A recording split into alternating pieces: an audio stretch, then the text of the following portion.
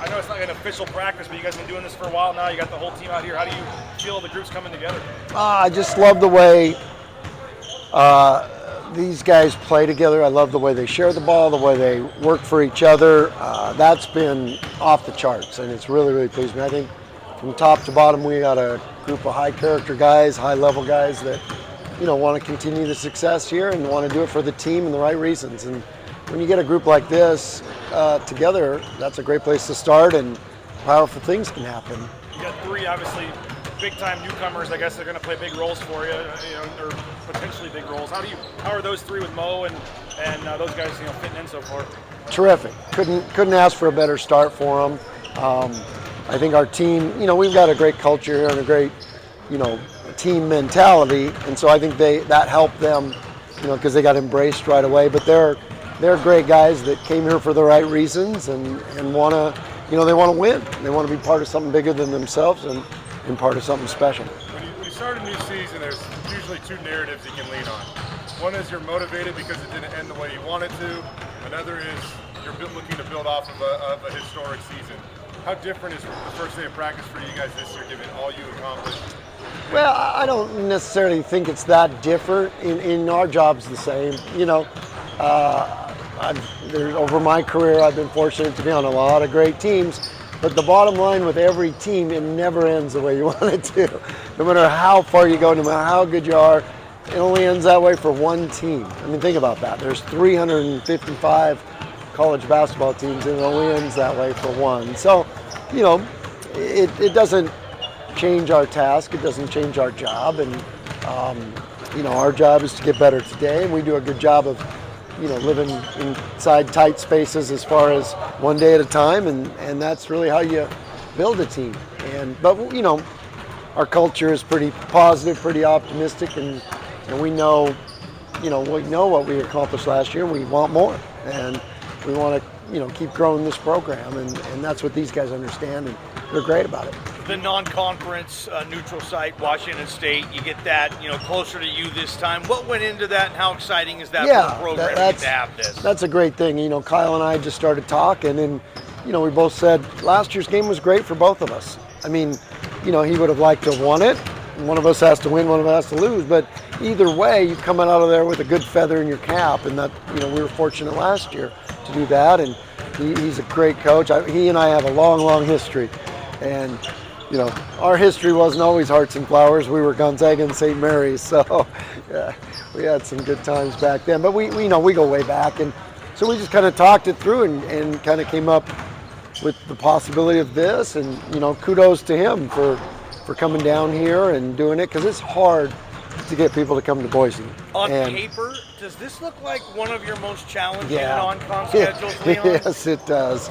I mean, the basketball world is familiar with South Dakota State. Mm-hmm. Maybe the football world isn't as much. I mean, they were 30-5 last year. Wow. Think about that, 30-5. They have one of the hottest coaches, upcoming coach, who does a terrific job. And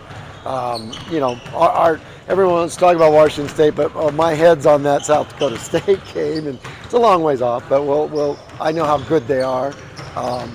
They went to the NCAA tournament.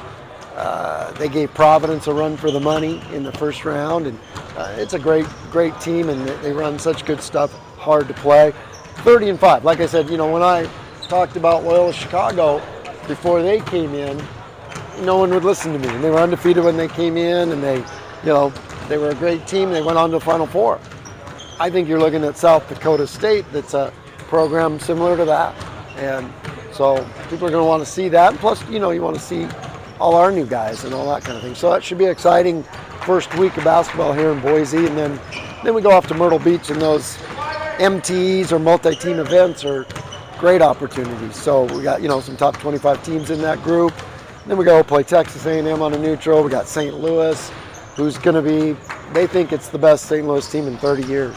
So there's a lot on there. You got Santa Clara. There's a bunch I'm forgetting too. It is probably the most difficult one.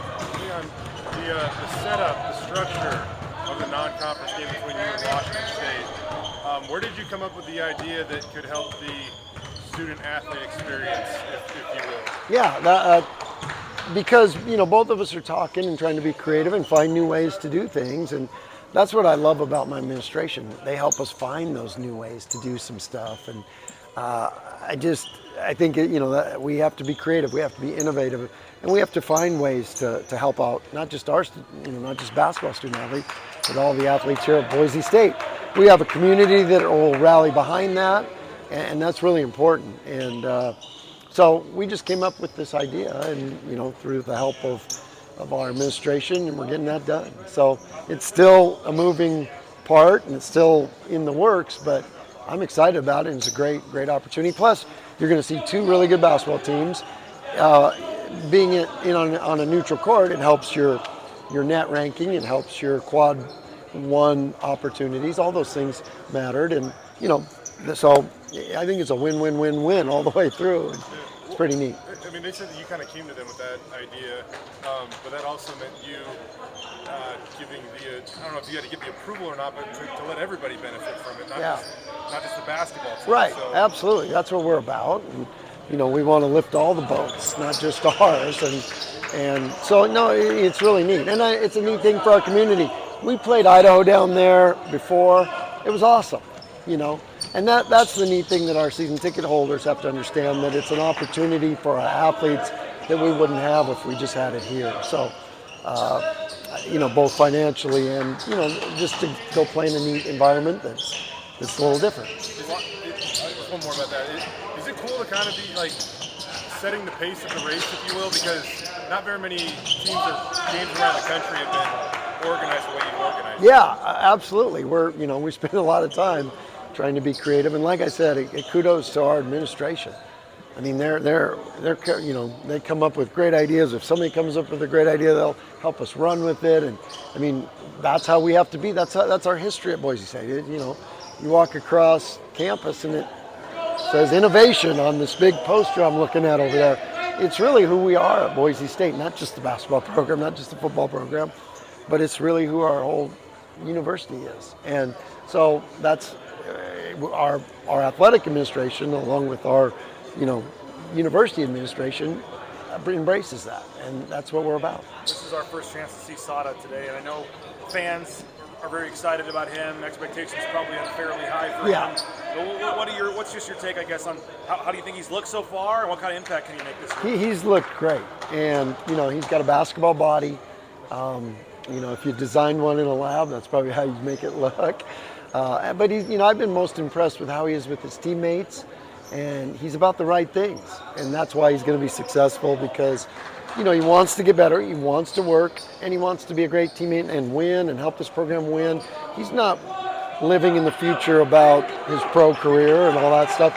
He's worried about Boise State and how he can make these guys better and have a great year with them. I know you've done very well recruiting, brought in some high-level guys. When you see him out there, you realize how special the talent you might have brought to the program here? Well, I don't know. It's pretty early to start patting ourselves on the back.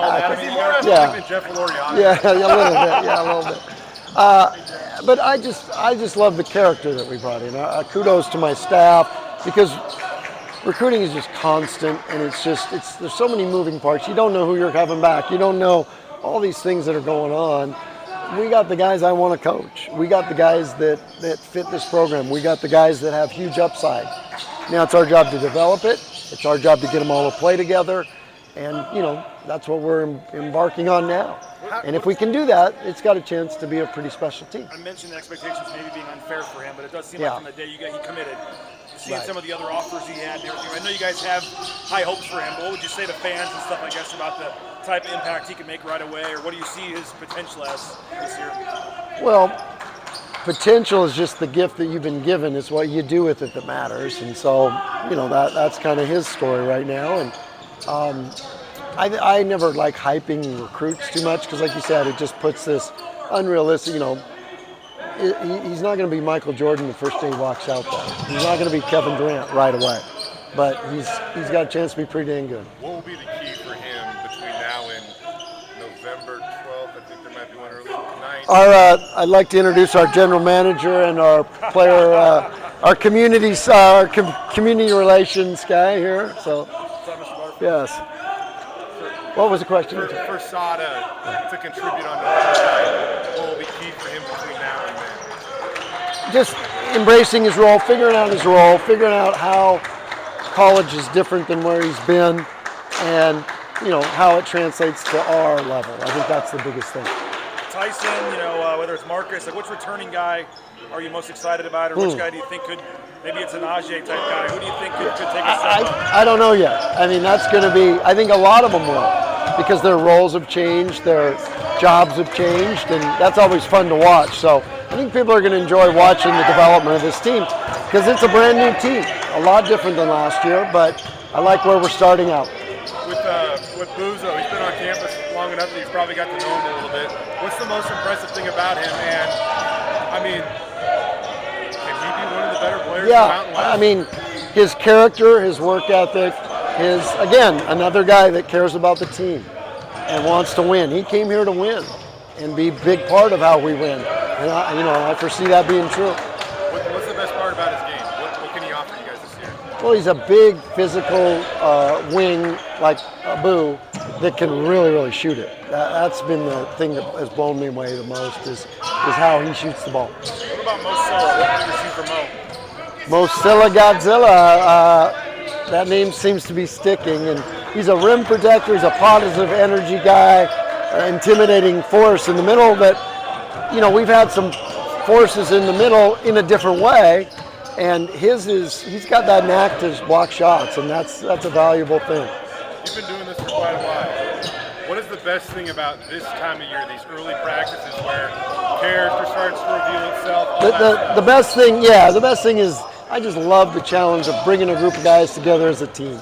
And when you have guys that are willing and wanting to do it, that's the most fun for me. And you really get to dial into the process. It's not about game prep. It's not about worrying about the outcome. It's about really developing the process of how we get better every day. That's fun, and to develop the unity of this team and the chemistry, and that's really fun for me. I know that last year is last year, but you've seen what if you develop all that correct, you've seen what the program can do. So showing that to these guys, and many of them were involved in it. Yeah. How does it help jumpstart this? No doubt, because the enjoyment. I mean, they had their. Marcus Shaver said it over and over again. It was the best year of his basketball life. And that's powerful when you can give that gift to each other as a group. And that's what we're going to do this year, is that they want to do it for each other, and so they can have the best years they've ever had playing basketball. How's Nate Lowry as an SID? I really haven't given him the chance yet. I don't really know him yet. But yeah, you can see the energy, the enthusiasm, and it's like this every day, and that's pretty neat to see. Do you enjoy doing interviews during practice? I said, do you enjoy doing interviews? I don't know. I probably could have let you go outside, but I know you guys like to see the guys and get some B-roll and watch a little bit. So with that being said, I'll let you watch.